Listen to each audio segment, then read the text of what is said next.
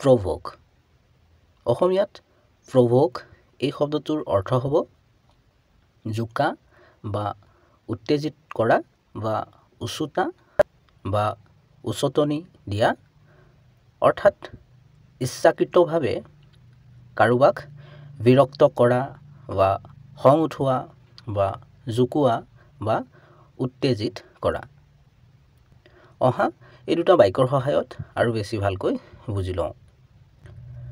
Don't provoke the dog by pulling its tail কুকুৰটোক তাৰ নেজ টানি উচতনি নিদিব Are you trying to provoke me? আপুনি মোক উচতনি দিবলৈ চেষ্টা কৰি আছে নেকি চেনেলটো সাবস্ক্ৰাইব কৰি ল'বা কাৰণ এনে ধৰণৰ ভিডিঅ'বোৰ ইয়াতে পাই থাকিবা